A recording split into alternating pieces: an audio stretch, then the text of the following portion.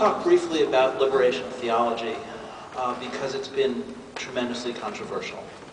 And at least there have been periods of time when the Vatican and large portions of the Catholic population viewed it in allegiance with communism and Marxism. The Vatican is a huge organization, Catholicism is huge, and I always tell my students, there's no such thing as Christianity, there's no such thing as Judaism. There's Christianities and there's Judaisms. There's left and there's right, there's liberal Muslims, there's conservative Muslims, etc., etc. And so Catholicism, Episcopalianism, Protestantism, every denomination that you can think of in every religion in the world has both liberal thinkers and conservative thinkers and radicals and fundamentalists.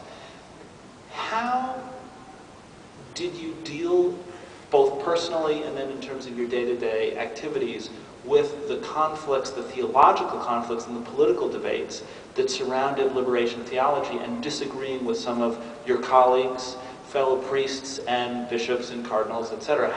How did you fight for justice within the organization while also using the organization to fight for justice in your own way?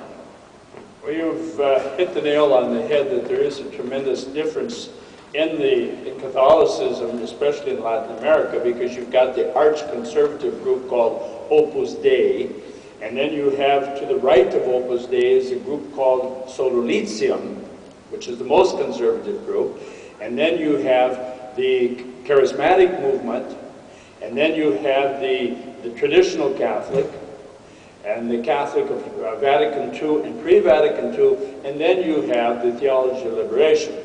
Gustavo Gutierrez, who has stayed in my home in Chimbote, I consider him a friend. I visited him last year at Notre Dame. I hope to see him again this year in January. He said that he studied in Louvain in Belgium philosophy, a very traditional European philosophy institution. Then he went to Lyon in France and he studied theology. And with that European background, he returned to Peru. And he was working with the students at San Marcos University, which is the oldest university in the Western Hemisphere. And most of the professors at San Marcos were communist, Marxist, Maoists, and very much anti-religion, anti-Catholic, anti-clerical. For example, I shouldn't have my collar on today because I'm creating some anti-clericalism as I came over here. I forgot that pedestrians have the right of way. And I would just plow through these students and they all look and glare at me. Because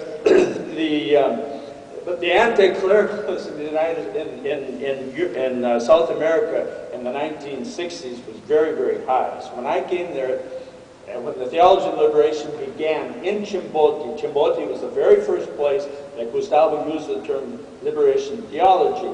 And when he said that he was dealing with these students at San Marcos, heavily influenced by Marxism, and he said that he, with the students, began to examine what does sacred scripture say. And so they started with the Exodus event, and then they went to the prophets, and then they went into the New Testament. And what they concluded was that it is not God's will that poverty exists.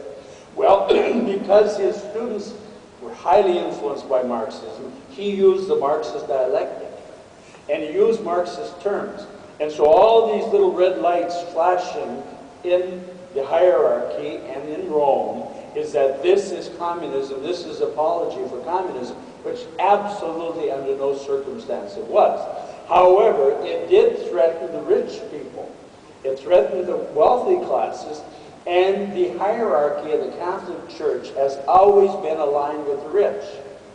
So the archbishops, the bishops, the cardinals come from the oligarchy, that level, that class of people. So their interests, their families' interests, were threatened by this new theology of liberation, which says it is not God's will that you are rich. And your wealth is an insult to the poor people, and you rich people have an obligation to share. An obligation. It's not a choice for you. You have to share your riches with the poor. So that is what happened. That those people would be going to Rome, talking to the people in Rome, that this is a dangerous thing, it is communism. See, Cardinal Cushing in 1959 responded to Pope John the 23rd's call to send missionaries to South America to keep Latin America Catholic and not communist.